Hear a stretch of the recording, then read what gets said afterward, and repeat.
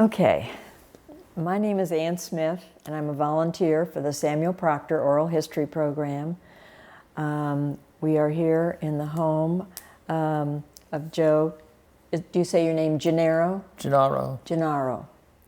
Maybe you should say Junior. There are three of us. I was going to say, we're going to get to Junior.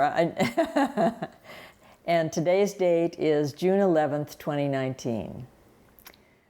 Well, first of all, tell me, is that your full name or do you have a middle name? Francis is my middle name. Francis, okay. And where were you born? In Brooklyn, New York. Okay. In an area called Flatbush. And tell me about your family. Did you have brothers and sisters? Not really. I had, my father was married legally 3 or 4 times, and unofficially several more. But one of the times he was married, he had 2 girls, and they are my sisters. And they, as a matter of fact, they live in our, you could call it our ancestral home in Brooklyn. It's on Rutland Road, a tiny, not tiny, it's a good corner gray stone house. Oh my goodness. I think it was worth it. When he bought it, he was very offended that it cost $20,000. And now I think it's worth several million, maybe 7 or 10 million. Yeah. Well, it's 3 or 4 stories. It's a corner house. Oh my goodness. It has a basement apartment we used for an office, and it has a 2-car garage with a plaza on top. So it's at least worth several million. I bet. And you lived there? Until I was about 10. And 10. And where did you go? I lived with my mother, and my mother and I moved to an apartment on a street not far away. And that's where I met my wife, as a matter of fact. Oh, really? I was in high school, I was 15 and she was 14. And we met then. And I never have been able to get rid of her. Well, I don't know. I think you're out of luck. I think maybe she's... Well, there were a lot of sparks. But, well, we were both only children, essentially. And we had terrible parents in the sense that none of them knew how to raise a family. Yeah. And so there we were all trying to do what we thought was right. Sure. And there were a lot of rough edges, but we made it. Now, what did your father do? He was a physician and obstetrician Was surgeon. He? Yeah. In New York, and in an area called Park Slope. It's very fashionable now, near Prospect Park, and it was an Italian, almost entirely Italian neighborhood, and great food. Oh, of course. And he had a wonderful clientele, and he was very proud of the fact that even during the Depression, they would leave $3 or $4 on his desk when they left. They never took any credit, there were never any bills, they never just put it right down in cash. I was going to ask you, what influences you had from the Depression, if there were... Well, I really never suffered because he went to medical school in 1920 when Fordham University had a medical school. And he experienced some prejudice there about people who didn't like his name. Yeah. And then he did graduate, and he applied for an internship to Cornell, which surprised all his classmates. So they said, "How do you think you're going to get in?" And when he went for an interview, and they said, "Why did you apply here?" And he said, "Well, if an Italian doctor doesn't know how to deliver a baby, he's going to be in big trouble." So he spent a year dragging a big bag with all kinds of instruments around, all through Lower Manhattan, delivering babies and oh, my word. Putting up with police misconceptions. For example, there was an incident where a policeman came with the father, and he said that this man was trying to dispose of the baby in the Gowanus Canal. And it turned out it's good luck to dispose of the afterbirth on water. And that was what he was trying to do. That's what he saw. So that was one of the things and he couldn't speak English, so. Oh, really? Really? And the cleanest thing in the house was the newspaper, which my father brought with him, so that was on the table for the baby. Well, as a public health nurse, we were always taught to pack newspaper so that you put your bag down on newspapers. Exactly. Yes, exactly, that yeah. was, I remember that. Well, then you went to high school, and that's where you met your wife. I went to high school at Erasmus High School for 2 years, and it was a big shock because I'd gone to private grade school, and I didn't do very well. In fact, I disliked it intensely, plus the move from my home. Sure, sure. And in the end, my grades were so bad that my father transferred me to a military academy called La Salle. And that lasted for a few years. It was taught by Christian brothers. And you can see a picture of my graduation there on the wall. But how was that experience for you? well, that was very good. That was my. I only applied to two colleges when I graduated. One was Fordham, and one was, because of him, and the other was Columbia. And I was accepted at both. And he was apprehensive about the big culture in Columbia. So he insisted that I go to Fordham, and I did that, but I was still floundering because he wanted me to become a physician. My wife's parents, also insisted that I become a physician, and I didn't want to. I really had no idea what I wanted, and I floundered around for a year or so, and about that time, if the atmosphere was, well, the economy was bad. Roosevelt was president. The economy was bad, and he was doing all he could to boost it with the WPA and all those programs. And even with that, it was not doing very well. And then we were attacked. Yes. Now, the war had been going on in Europe quite a long time, I guess 2 or 3 years. Yes. And there was a lot of feeling in this country about it. We were helping them. Later, I met ladies who flew aircraft over, the Auxiliary Air Force, WAAF, and they flew aircraft over for them to use. But we weren't active, quote, I should say we weren't active. We essentially were sub rosa. And then when the Japanese at Pearl Harbor settled it, it was all the isolationism, there was quite a bit of it here, was disappeared because we were attacked. And then I enlisted. I didn't wait to be drafted. I enlisted, and I was immediately accepted. And now, where were you in school? Had you? After my second year, about 2.5 years essentially, and. It was a relief to get away from family. Sure. And on the other hand, I had to put up with the Army. I don't know. But the family was, the Army was better than the family, actually. Okay. And there I only had to do what I was told. Yeah, yeah. And where did you go to boot camp? Boot camp was at, well, at first I was mobilized on the end of Long Island, Brookhaven, and then I was sent to infantry down here at Fort Benning. Oh, did you? And I was in the infantry for training, and I finished training there and was shipped, I don't exactly know where, but it was locally here in Florida or Georgia, and I was in a group of men who were destined to become infantry soldiers to go over on D-Day. Yes. And then, now my family was still all in New York.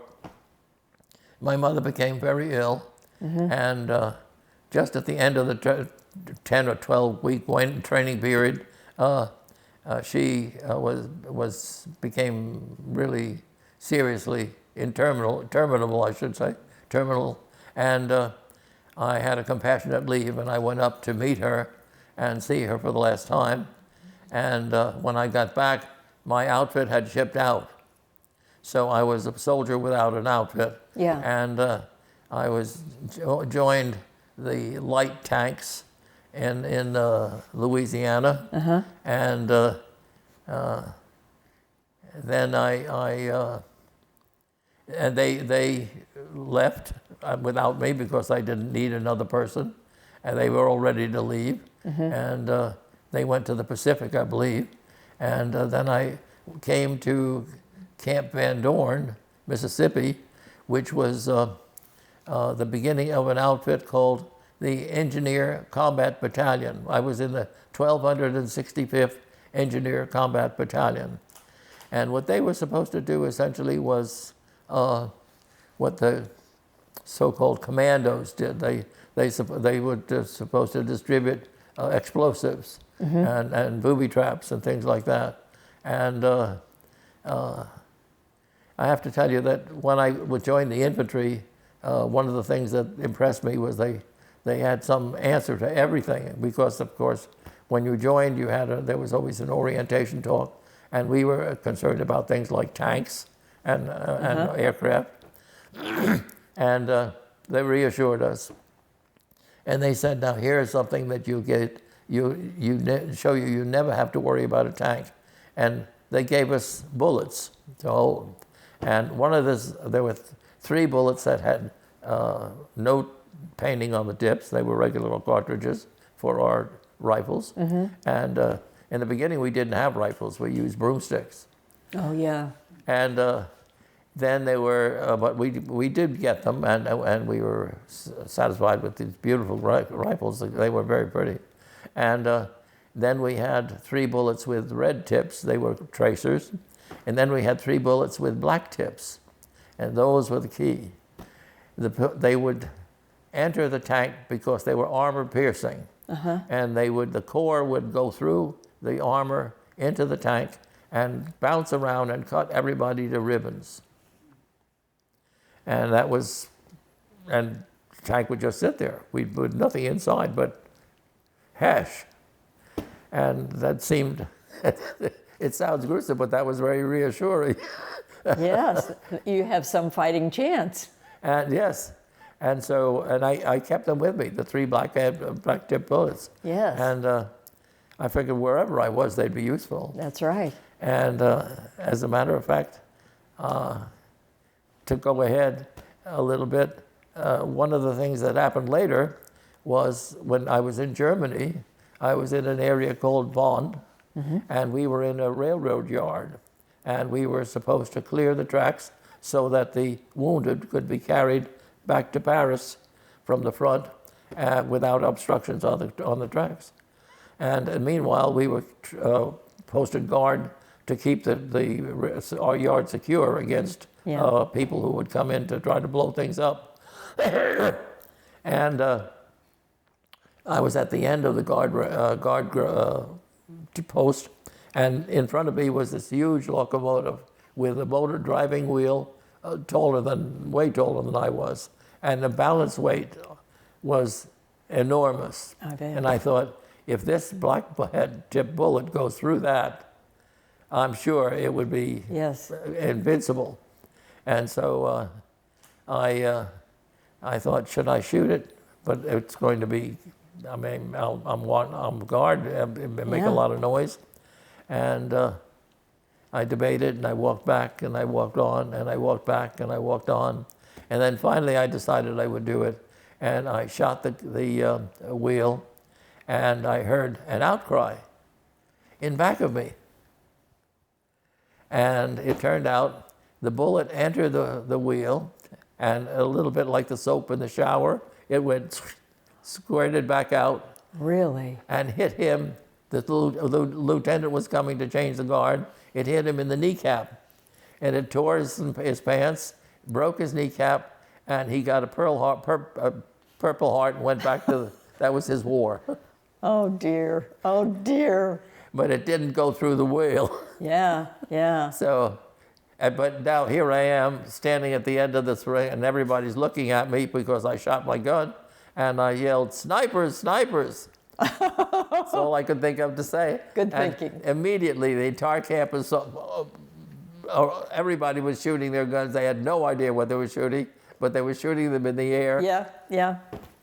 Well, now, if you were already in Germany, that was a long time into your Oh, well, that was service. much later, yes. Yeah, that was big. Now, when did you get to Europe, or because you Well, were now with this tank?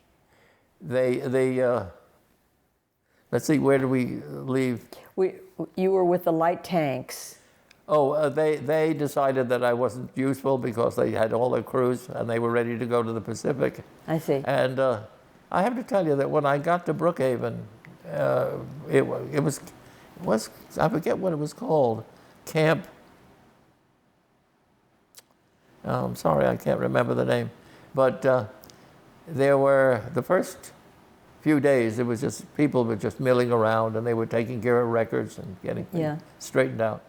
And I met a group of people hanging out under a bush, and they said, "You're a college boy?" And I said, "Yes." And they said, "I guess you're thinking, did you join were you in the ROTC?" And I said, "The Reserve Officers Training Corps." And I said, "Yes, I was." And they said, "Well, I guess you expect to be an officer." And I said, "Well, maybe." And they said, "Well, think about this. A private has only himself to take care of. A corporal takes care of 8 men and himself. A sergeant takes care of 16 men and himself." And on, and showing me that the higher up I was, the more I had to take care of besides myself. Yeah. And the sense was obvious that you remain a private and all you have to do is keep your own nose clean and your bottom together and you were in better shape. I was impressed, I guess, there. I certainly was. And I never did. I never was I never ran from anything, but I never volunteered for anything. Yeah, sure. And when I finally formed this part of this, there were so few people in this engineer combat battalion that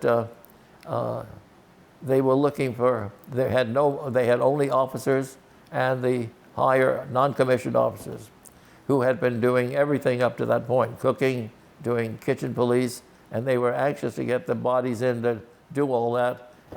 But immediately we had to go off to schools. There was a bridge building school, there was a cooking school, there was many different schools. And I realized that if I stayed there in Mississippi there, being trained, I would be part of this continual work crew, and so I volunteered, and I was selected for the cooking school, and I went to Mississippi. I can't think of the town, and spent 6 weeks learning how to cook Army style. Did you? And it was, the food by gourmet standards was not great, but it was adequate, and it was, I suppose, nutritious. And the time was taken well. By the time I got back, they had completed the outfit, so I wasn't selected to do anything except fill in for the cook when the cook was on leave or had a furlough. And so that was easy from then on.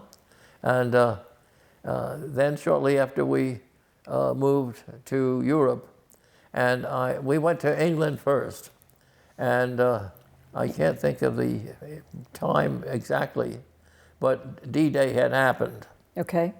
And it was now about several months because I left the United States in November. Okay. So June to November had passed. Okay. And when we went we were trained a little bit in England, in Staffordshire. Yeah. And a tiny town called Leeds, And Yes.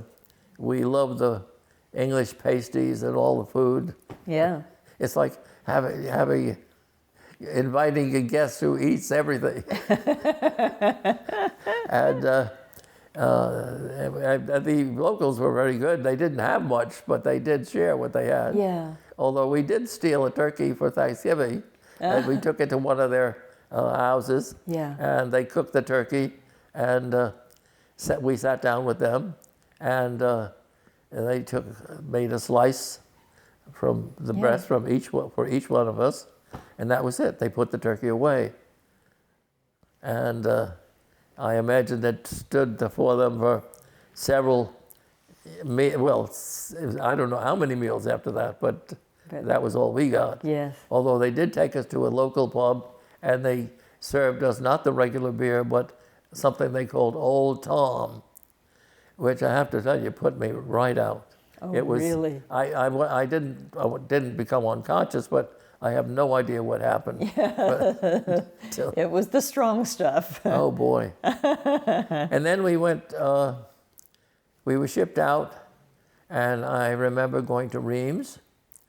We were shipped into France, Yes. and I remember the French people were very accommodating, and there was no sign of warfare there, but everything was in a turmoil, and we did get our outfit. We got the armament and the trucks we needed, and we started out in the care of a young second lieutenant, and the one that I later shot in the leg Yeah. with a black tip bullet. And we were on this road, a 2-lane road, going, I guess it was east. East, uh-huh. And yes, and so we were toward the Ardennes. And there was a lot of fire in the sky. There were streaks of light. And we said, "Lieutenant, are you sure we should be going in this direction?" Because all the other traffic was coming this way. We were the only vehicle going this way. And he said, "That's what it says here." And he had a little piece of paper. And you have to watch out for the pieces of paper. I think so. And we finally got him, and he was obviously lost. And finally, we persuaded him to stop. So we did do a stop. It was a wooded place. We camped there, and they put up the cooking gear, and we had supper, and we bedded out. Well, now, did you travel with a lot of your pans and your... We were an engineer outfit, so we really had all trucks. We had quite a few trucks with different equipment in it, and then the kitchen outfit besides. And I remember waking up and looking around, and it was a beautiful day, and here over the hill comes a tank. And I'm thinking, oh, isn't that great? And then I realized it was a German tank. And there they had a long, much longer than our tanks, 80 millimeter gun in the front with a big sort of steel bird cage at the tip of it. And it was looking around at the place, and pow, it blew up all our trucks. And then pow again, and it blew up all the kitchen equipment. Nobody in it, but it didn't care about the people, except for one person. And this one man, nobody had a real hole to live in. To protect themselves. Tell you to dig in. Yeah. We're all just lying on the ground. And this fellow was in a little depression, and he fired an anti-tank rocket at the tank, and it just simply bounced off. And I have to tell you, our tanks were really nowhere near what the Germans were. There was a movie called Fury a little while ago that said our tanks were built by Ford and theirs were built by Porsche. And it really made a difference. Yeah. And the man fired the rocket, and they went over to him, and they spun the tank. the treads on one side went this way, the treads on the other side went this way, so the tank revolved. And we watched the dirt come up, we watched pieces of uniform come up, and we watched blood and gore come up, and then after a while there was nothing else come up but more dirt, and then they went away. And what kind of weather was this? oh, it's beautiful, sunny. It was not cold, I remember that, but either late spring or late fall, or early fall or late spring. And then we were supposed to join the 28th Division, which is the Keystone Division of Pennsylvania. And it turned out that that was what all the fire was about. They had been destroyed by the Germans in the Battle of the Ardennes, and then the beginning of the Battle of the Bulge, where we were going. And we got there just too late, thank God. Yeah. And there were, of the 10,000 men in a division, or how many there were, I have no idea, 10 or 12,000, I think, there were about 300 left. Really? And they were, in fact, I've met people later who's, you might say recently, in the last 20 years, whose parents were in that 28th Division, and who said that they never were survivors. And the carnage was incredible. And I can imagine it must have been. But the Germans weren't just, went right through them. And my impression was, no, there's a lot of talk about heroism and so on, and there was a lot of that, especially at the beachhead where we had to make a landing. But my impression of the battle that I was in was the Germans, the Battle of the Bulge, the Battle of Ardennes, they ran out of gas. They were largely mechanized, and they just couldn't supply them with enough gas. Right. And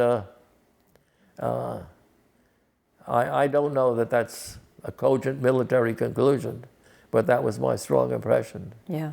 And but we did go on, and we went from that little area we were in through the Ardennes forest, and there was very little fighting there, nothing significant, and then on into the Bulge where there was fighting. And but since because of the type of troop we were, nothing really that we could do except sort of quasi-infantry type things. And we weren't very good at that, and they didn't really need us. We were in the way, you might say.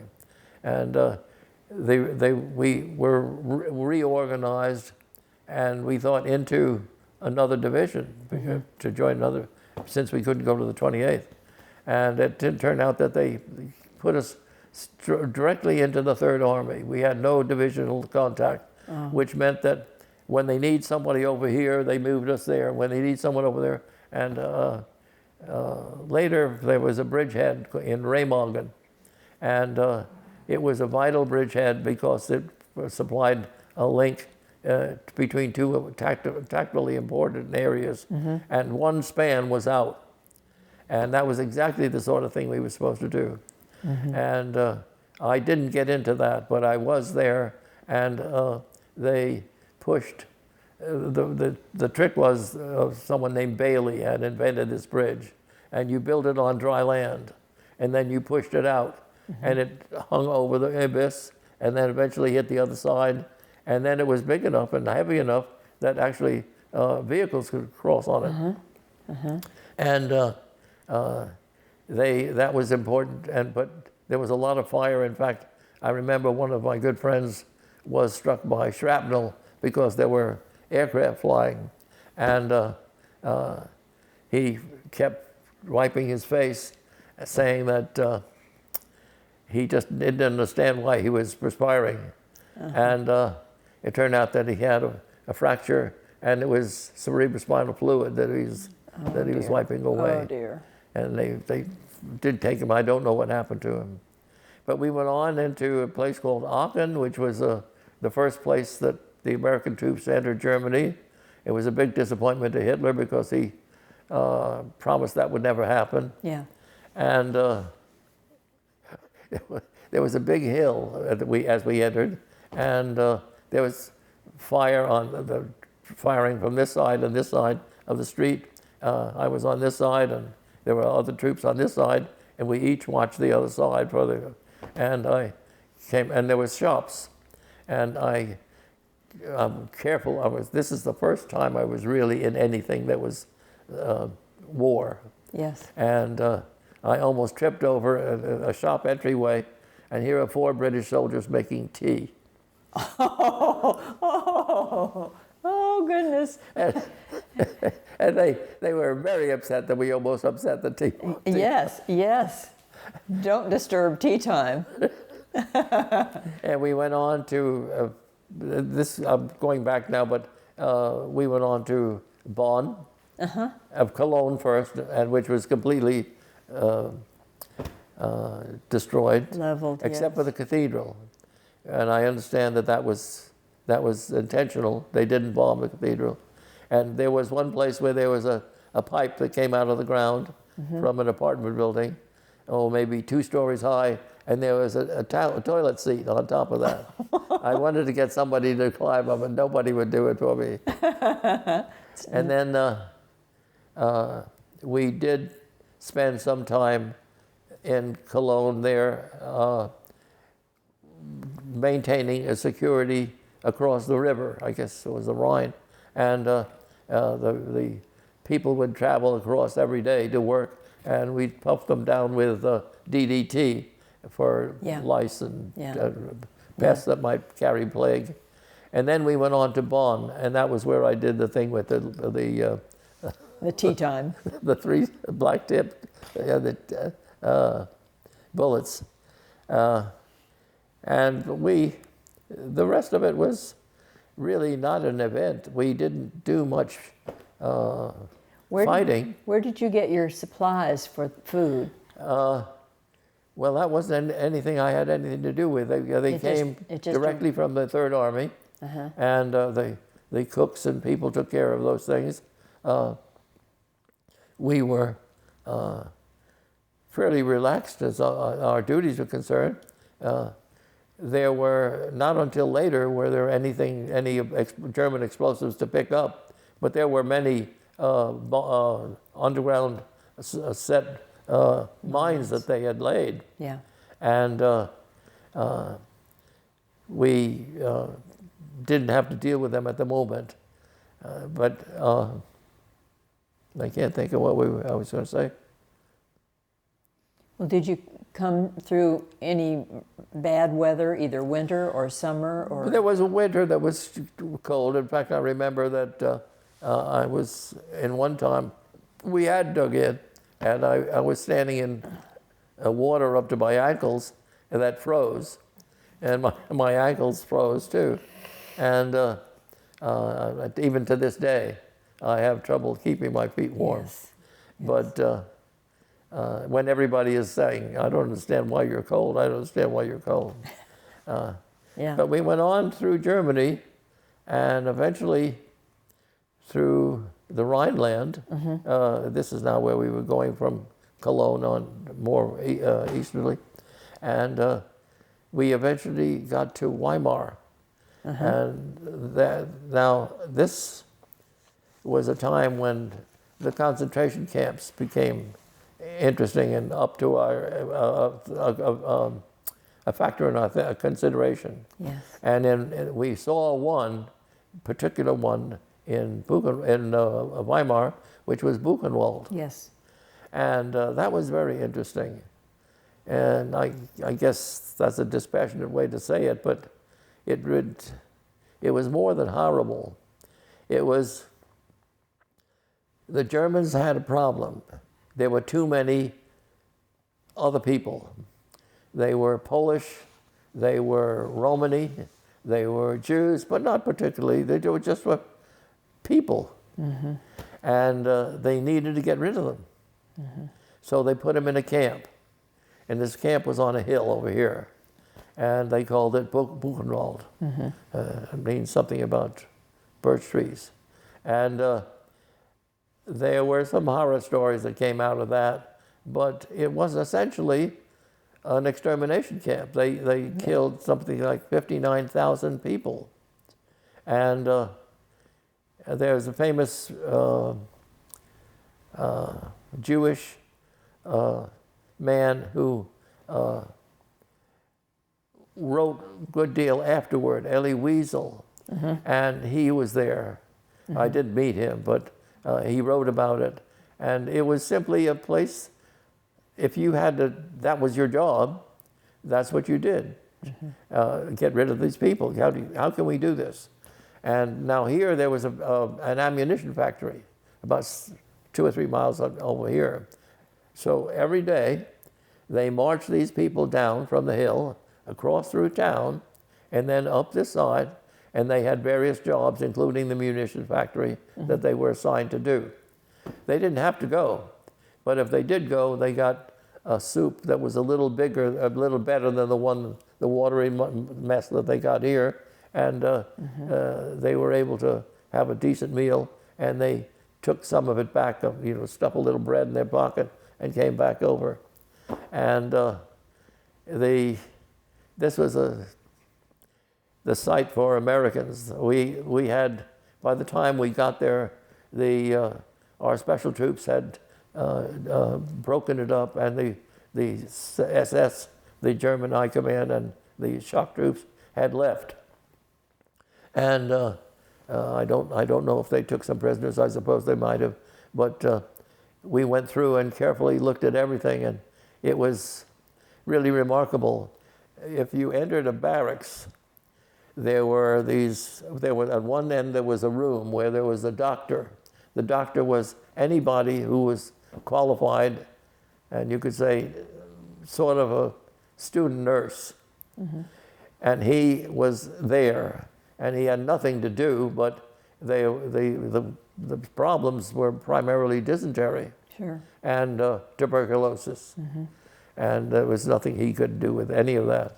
But when you went into the rest of the barracks, there were 8 levels from the floor to the ceiling. And there was enough room that if you got into the bed, that was a bed, your nose just didn't touch the one above. And the trick was to get into the top one, because otherwise the dysentery, the feces had all dripped down through till it got to the bottom. That was the worst place to be. And they showed us how, well, it was demonstrated that the prisoners, when they overflowed, even the barracks, they herded them into these large, it was an empty room, a big concrete empty room, and there were shower heads. And they said, no, this is going to be a clean experience. And they breathed deeply, and they poison gassed them. And that was it. They left them there. They shut the doors, and that was locked up. That was always during the daytime. But the back wall was double thick, and the inside could swing this way, and here was a big concrete trough. And they shoved all the bodies into that, so that an hour after the event, there was nothing in there. It was clean. There was nobody around. You would not know that anything had happened. But at night, they would open the other side of the wall, take the bodies out, and burn them. And that was my remark to Wiesel, which got his letter back when they said there was something in the newspaper about how could they know that this had occurred. And I said, he wrote a note, and I said my letter to him was, until you smell the bodies burning. And he wrote complimentary to me about that. I wish I'd saved the letter. But it was... Well, at the time, did they still have prisoners there, or had those prisoners been released? Well, there were prisoners there, yes. You might be interested. The prisoners met in the evening time when they were supposed to be feeding, and if they had any bread or so on, they were able to swap it, and the men still traded to the women bread, food for sex. And people I've spoken to in this country couldn't understand in that extreme situation. But I can't account for it myself, but I guarantee it's what I was told. I was told it by the prisoners, and so I do believe it. Well, humans, well, what can I say? And I mean, I'm not censoring that. I'm just thinking it's a remarkable occurrence that in those extreme situations, you still had time to think about, I wonder if she's good in bed. Who knows? And the women accepted the bread for the food, of course. Sure. After Buchenwald, the war had just about wound down, and then the E-Day occurred, and we were on this side of the River Elbe, and we took some jeeps and moved on up toward it, and we found Russians on the west side, and on the other bank, and they allowed us to cross, and we had big parties with lots of vodka. Yeah. Our jeep got stuck, and 2 Russian ladies lifted it out of the wall, out of the mud. Oh, really? Do you want to take a break? And for 3 days we partied with them by crossing over, and in any improvised little skiff we could find, and we were always on the Russian side, and we had lots to drink, and mostly vodka, and it was very potent stuff, and they were comrades, and then on the 3rd day they wouldn't let us come over anymore. They had suddenly gotten a command that we were not allowed over, and it's just like a door shut. We were unable to cross. In fact, they fired rifles into the air, didn't shoot at us, but that was the end of that. And we came back, and then we were getting ready to go to the Pacific.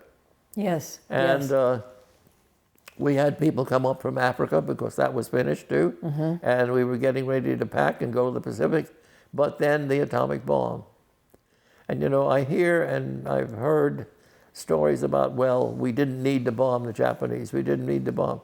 And I think that's so much horseshit, because I would have been there, and I really didn't need that. And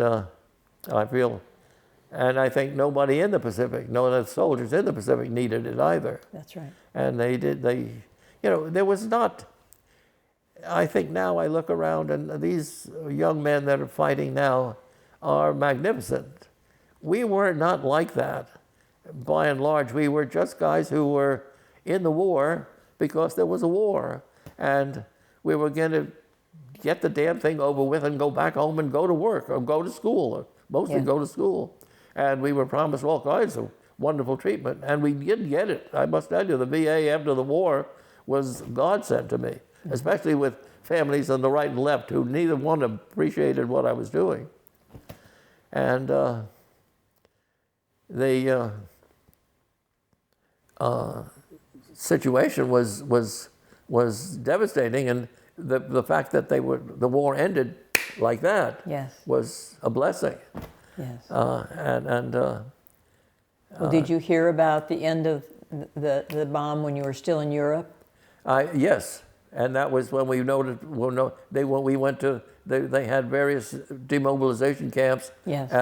Lucky Strike and Philip Morris, all named for cigarettes, and you could bring anything you wanted back, except for American military stuff. For example, you could not bring a GI pistol, a .45 caliber pistol. But you could. I brought back a German gun and an Italian gun that I had picked up from the Germans, and I had no trouble with that. They just signed the little piece of paper, and I had them with me, and that was all the way through on the victory ships. Yeah. And they were. They took. It seemed months to cross, but they did get across. Yeah. And when there was turbulence, you could hear the Hulk go. Not very comforting. Well, we had been through the war, so. Yeah, that's right. That's right. Do you remember when you came back, what the date was? Gosh, no, I don't. And I then- should say that I got married before I went over. I was going to ask you about that.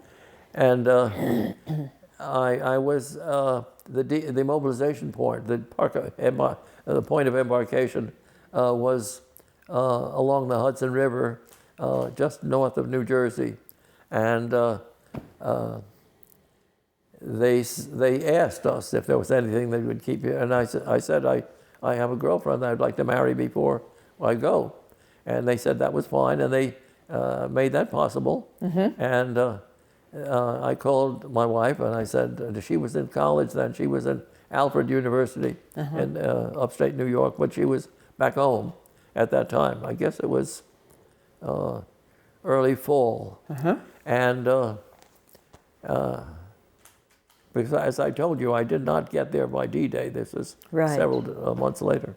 Right. And we, two Red Cross ladies drove down with me to Borough Hall in Brooklyn, where my father knew a Supreme Court judge named Judge Nova, a very nice guy.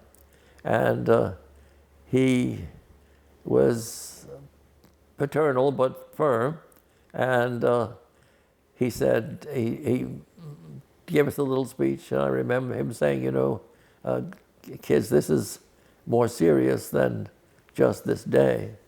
And a marriage is supposed to last forever.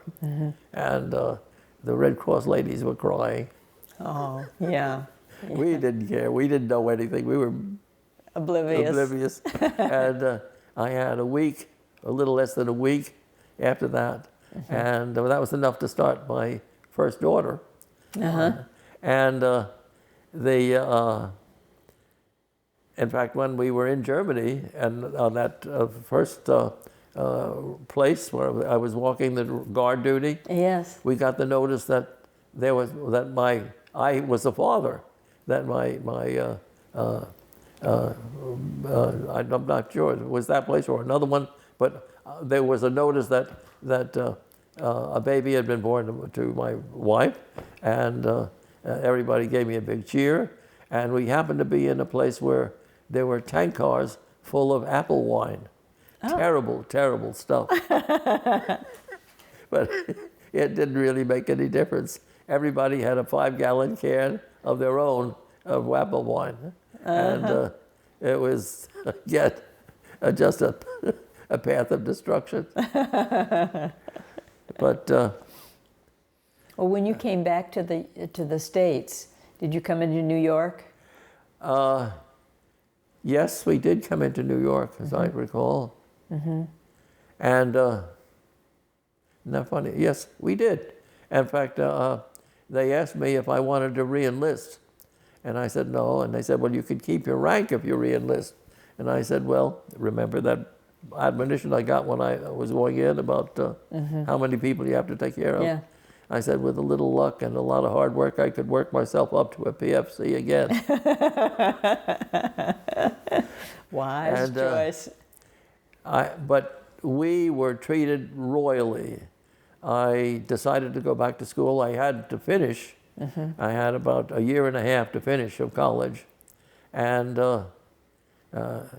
we found there were little housing projects that are set up just for the vets. Yes. They were Quonset huts, like the ones they had here on the campus at the University of Florida. We had them all over the country. And then they had other ones which were little buildings that had 4 units. We had one of those. Yeah.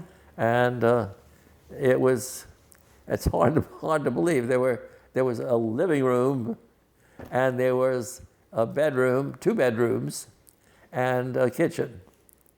I remember the kitchen was so small that I made the kitchen table hinged against the wall, yes, so that we could lower it. Yes. And it was, and we were surrounded by other vets. So everybody knew everybody, everybody knew everybody's experience, and we were all friends. And the only problem was parents that would come along and say, well, let us and visit, and they would have, well, this, you do this, or you don't do this, so what about us? Yeah. And it was, but I did finish, and my grades after school, after the war, were completely different. I never got lower than a 90%, and anything. And so, but that was so little compared to the stuff before the war. I had some problems looking forward. And then finally, I met a professor in my last year who told me that he had a friend with whom he graduated and got his PhD at Johns Hopkins, who was teaching at the University of Pittsburgh. And he said he would see if he could get an assistantship for me there. Mm-hmm. And the friend, whose name was Dent, D-E-N-T, said he would do that and accepted me as a student. And I had a wonderful time there. He was really not a lot older than me, just dividing that one little year or two. Sure. And he was learning how to be a professor, and I was learning how to be a doctoral candidate. Sure. And it was a wonderful experience, really, and I had a great time. They were making. We had a stipend. I had a teaching assistantship, and then an instructorship finally.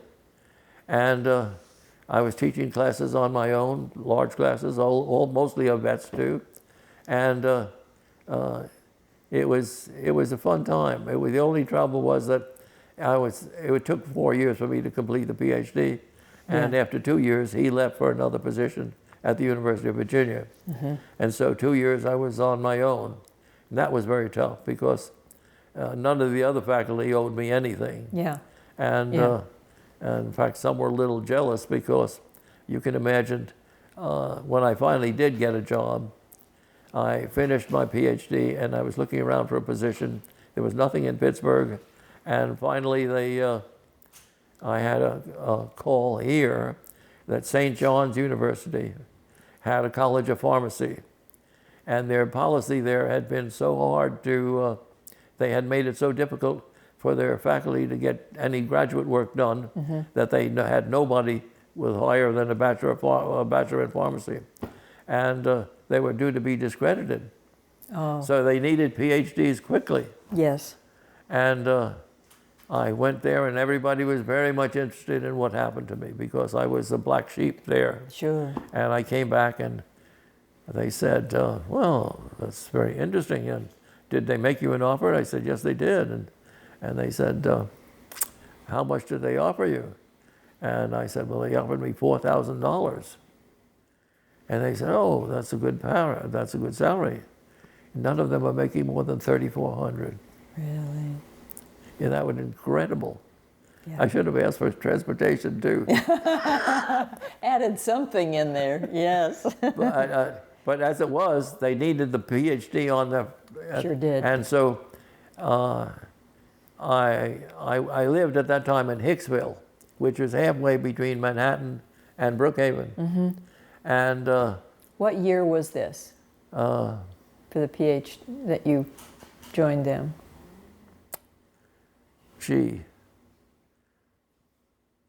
Maybe 1951 or 2. Okay. And you were teaching I was teaching, they had me teaching anything. I was teaching microbiology, which I didn't really know anything about. My degree was in developmental biology. And, but I didn't know anything about but they said... you know more than we do. Yeah, but I was teaching the laboratory. Someone else was teaching the grade. Yeah. In fact, there was a very, not prim, but rather strict nun who was teaching the lecture.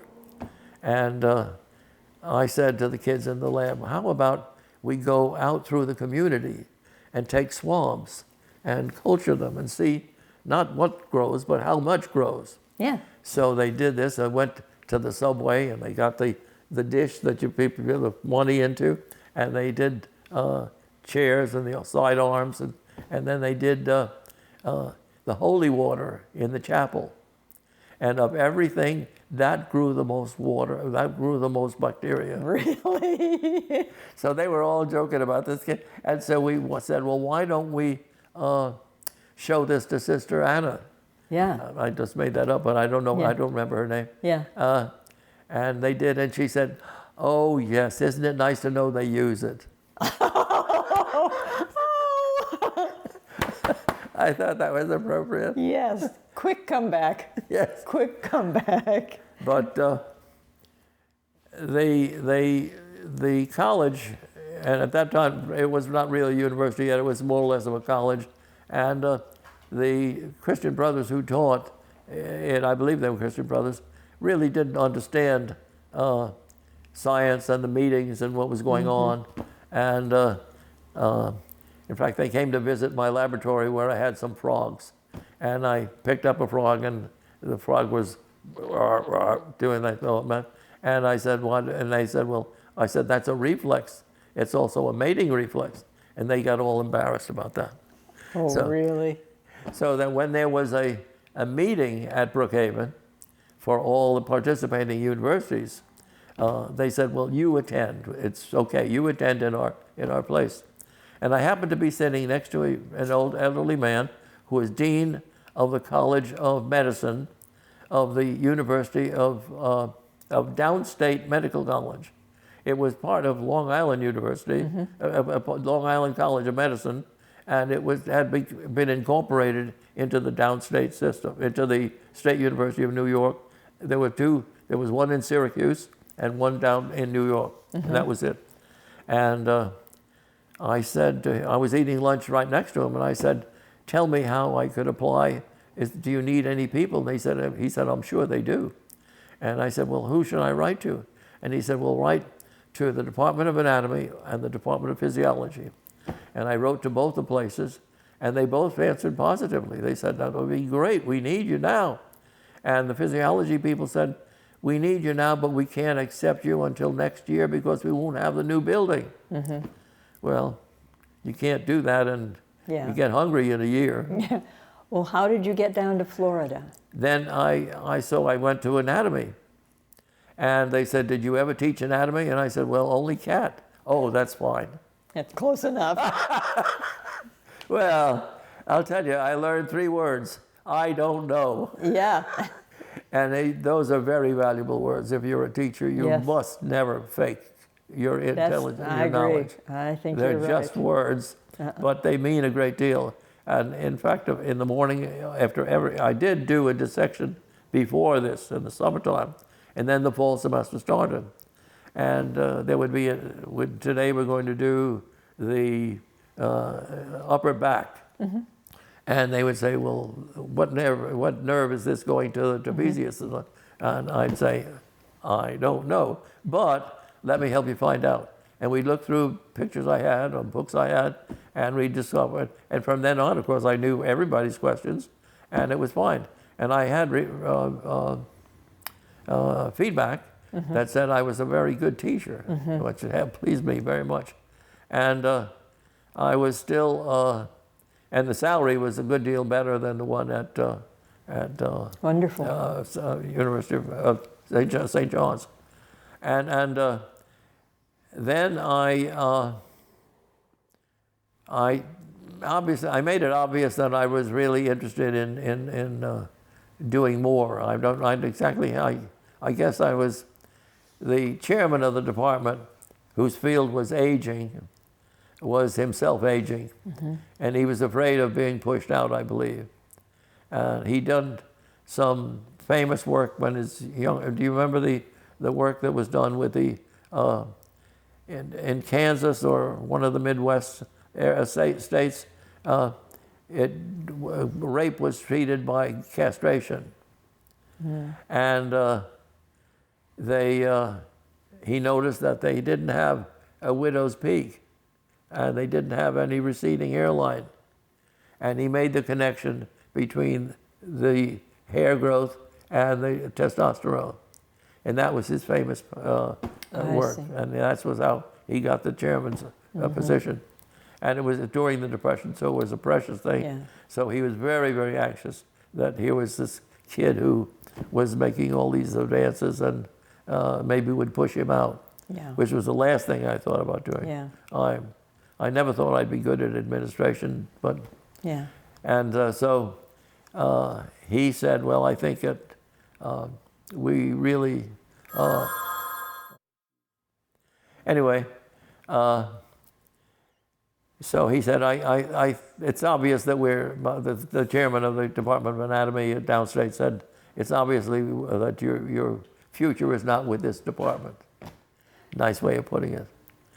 And I looked around and there was apparently no job in the country for someone who taught gross anatomy except here. And I went down, it was in April, and I met Dean Harrell, who was the first dean. He had been here for several years and preparing. And we met in that building that is now the Florida Museum across the street from the police station. But it was a Quonset hut then. And he interviewed me and said, do you want to come and teach with us? And I said, yes, but where? And there was just this hole in the ground. Yeah. And he said, but it'll be there. And I have to tell you, by September, the first 2 floors were there, and I had a laboratory. And what year was this that you met? This was 56. Okay. And we came here, and I was a little reluctant to buy a house, which seemed an incredible undertaking, our first house. And I thought about it. So we lived in town on Northeast 1st Street, a little corner house back up to the Masonic Temple. And it was owned by the McGraw sisters. And it was 3 little buildings put together. And as we said, we had 5 kids at that point. I was going to ask you if you had more than one daughter. Yeah, they came quickly. Yeah. In fact, to give you an idea of the family, we went to visit, I don't even know why, my mother-in-law one time when we had news of a new baby. And we said, Bess, we want to tell you that we have a baby coming. And she said, I'll have to ask you, what would you say? She said, how can you do this to me? Oh. Incredible. That's about her. It's about her. Anyway, that was one of the good reasons for leaving.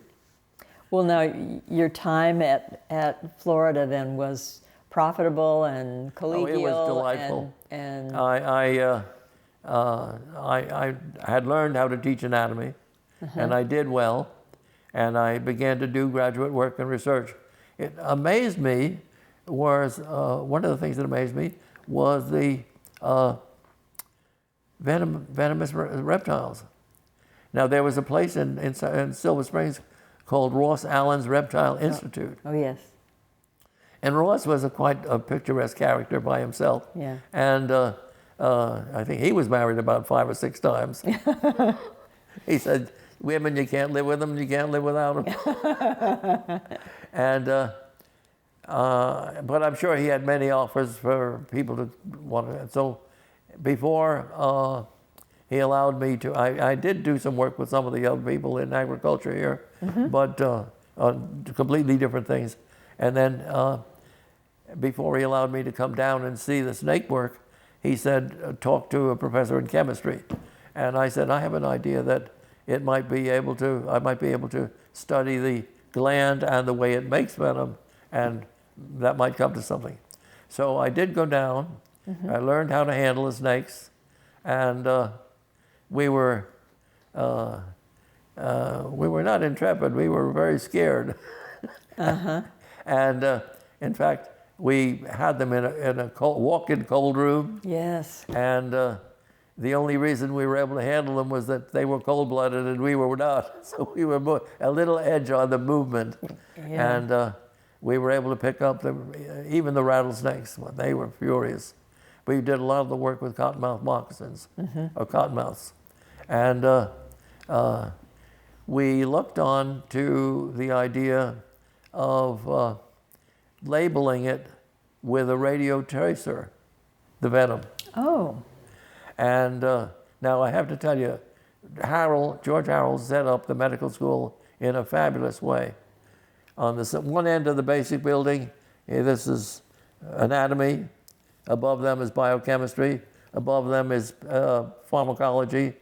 And opposite here, anatomy, orthopedics, and here, pediatrics.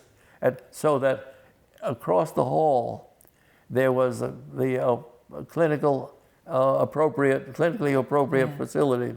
And so that to enforce cooperation. But in my case, I simply went upstairs and asked them, what would be the best way to prepare the venom? What would be the best way to keep the, and they taught me about freeze drying because that was very new. Yeah. And they taught me about, well, the labeling I did myself. And at that point, all our freshwater drinking water here came from Bulge Springs. Yeah. And they told me that they found out that every time I labeled venom, they would see the radioactivity go up and then down again.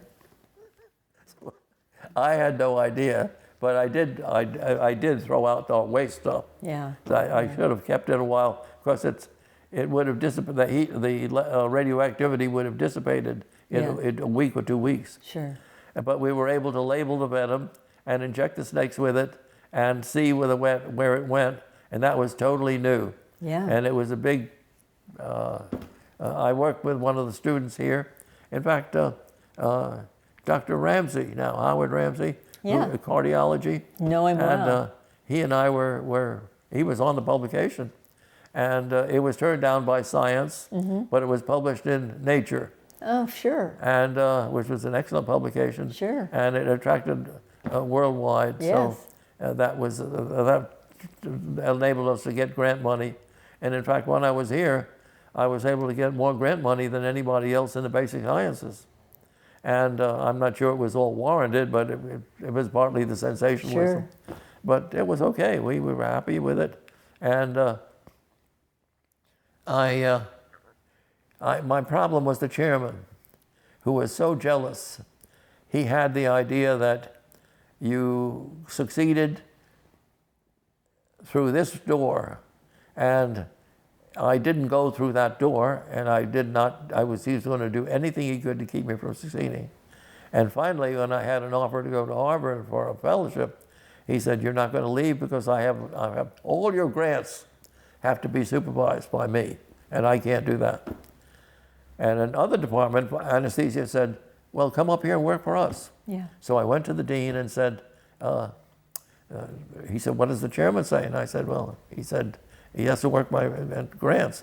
And he said, well, I knew he was stupid, but I didn't know he was that stupid. Really? First time I ever heard him say anything like that. Oh. And he said, well, I can't really be a chairman and the dean. If he says no, unless they both agree, we can't do it. So I went upstairs and picked up the phone and called the Department of Anatomy of the University of Louisville in Louisville, Kentucky, and said, you've been after me to come there. How about if I come there, but I go to Harvard first? You can take my grant money, it'll pay me my salary, and I'll move all my stuff there. And I found a young lady who was a technician here who would move with me, and she was able to buy a house there on the salary I paid her. And that took a little finagling, but it worked. And finally, I did move. I went, that was a terrible year because I would be at Harvard, and then I still had the house here with my family in it. Sure. And I was at Harvard, then I would go to Louisville, then I would come here, then I would go back up to Harvard. It was and trying to get anything done in that was, but I did succeed in learning the technique, and I was able to produce the equipment, the pictures, and that was what was necessary. Yeah. But then it was obvious to them that I really was not suitable. In fact, when I said the idea was to bring the medical school into the cell biology level, new. Chemistry said, well, we already teach chemistry, we don't need any change. Physiology said, who ever heard of a thing like that? Yeah. And anatomy said, if I was to do that, I have to rewrite all my lectures. Now, the chairman should have said, I'm bringing this person in because you're all going to have to rewrite all your lectures. But obviously, I was not suited, and I didn't want to stay, but I couldn't find a place. Yeah. But a friend of mine told me that they were looking for someone who did electron microscopy in New York at New York University. And I said, yes, but I'm not going to move back and forth from Long Island. This 30 miles an hour, a trip a day, twice a day. So I went out and I said to them, what can you give me that is not that far away? And they said, well, we have a dormitory. And they tried to model after the Harvard system where they have a resident professor, and he took care of the dormitory. Essentially, he was there to make sure they didn't break the dormitory. Yeah. But in this place, they had, as I think I might have mentioned, they had 500 young women, and 450 were just delightful. Yeah. And 50 were young girls that they brought down from Harlem who were the worst kids they could find. They were problem kids wherever they had been, and many had been in jail, and some had used drugs.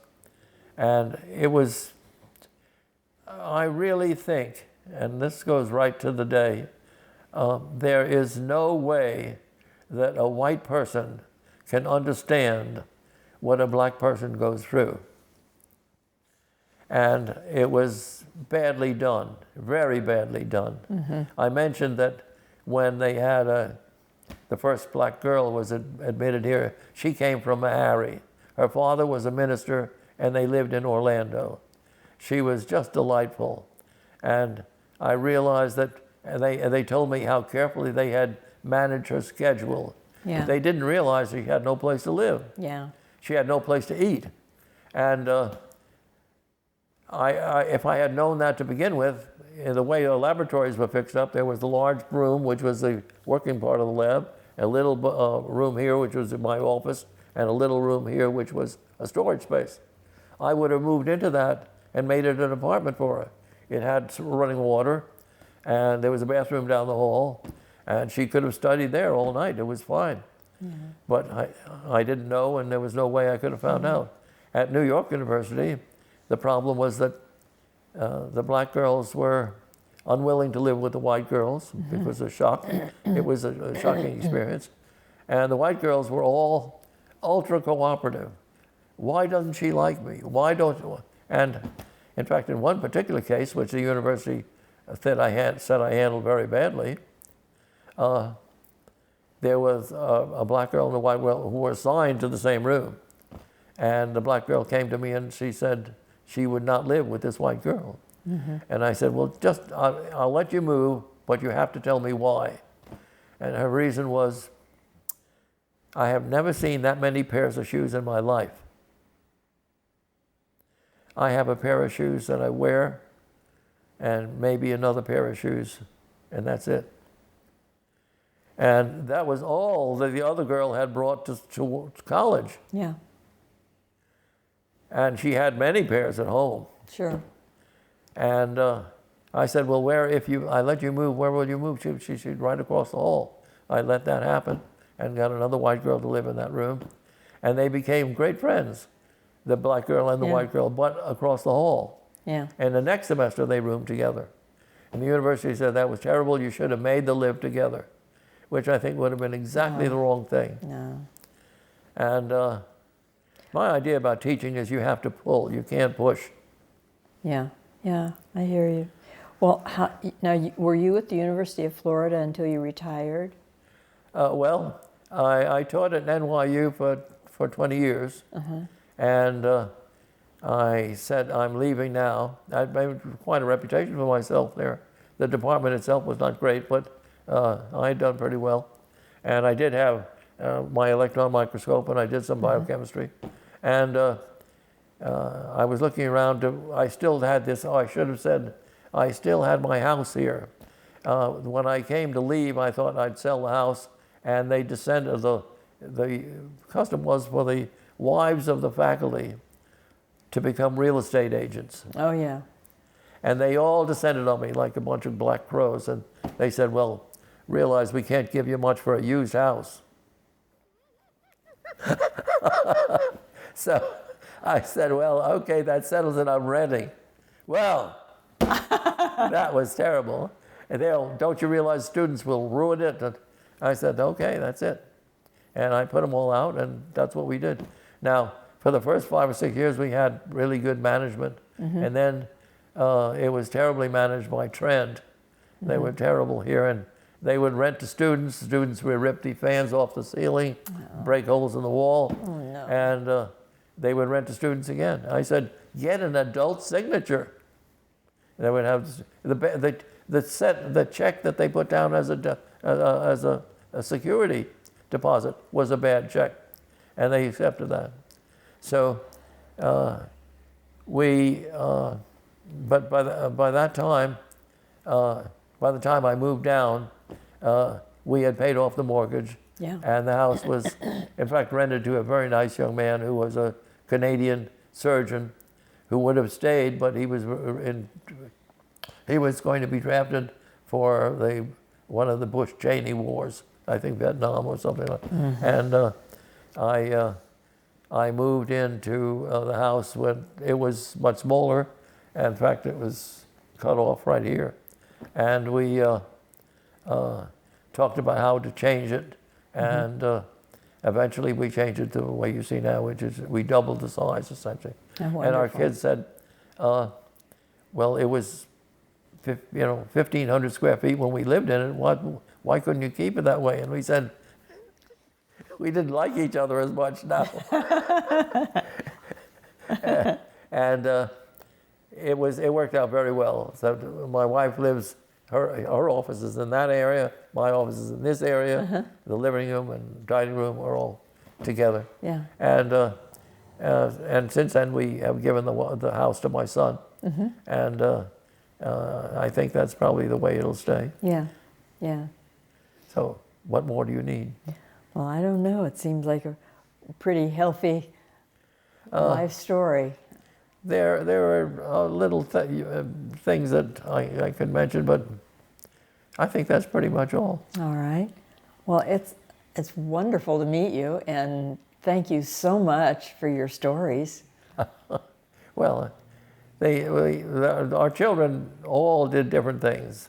The oldest girl married a young man she met here, and they went on to have 2 children, and they moved first, well, with him, to different parts of the country. The second girl married an architect, a young man who was an architect who lived in Miami, and that didn't go well, so they divorced, and she went to nursing school. In fact, that was what the upset was. He said, no wife of mine is going to work. So she said, well, I'm sorry about that, but I'm not going to have anybody, I'm not going to depend on anybody for my 3 meals a day. And she moved to New York to stay with us. That was when I was teaching at NYU. And then eventually went to Los Angeles, where she met the man that she's married to now, who had 2 sons from a different marriage. And eventually the boys came to live with her. And then my third daughter, after Louisville, which was a very tough one on her, she moved with us. It was very different from a large city. Her name was Lucia, and they wanted to know what the English for that was. So, and whenever we made a suggestion, they would say, "Where are you from? Are you from New York?" And that would be the end of the discussion. But it was a good town, and we liked it, but not to live in and depend on. The medical school was, at that time, was very primitive, and the facilities were abominable, and it really didn't do anything for us. So when we moved back to New York, the ones that were in college finished, and the ones that were in high school went on, and then since I was teaching at NYU at the time, they all went to college free, and that was pretty good. They all did different things. The older, we have the 2 boys were the last of the 5 children, and the older one went to Mexico to medical school, although he works for Jimmy Fallon now. Oh, really? He builds the equipment that you see on the stage. Yeah. And the younger one, who is partially disabled, lives in, and they both live in Manhattan, also lives in Manhattan. And he is the major domo of his building. He makes sure there are no drugs and things like that. So. Well, you have had a very full life, haven't you? Yeah. We've enjoyed it too. Yes. Well, thank you very much. Oh, Ann, it's quite welcome. You're quite welcome. I want to know if you heard the dog snoring.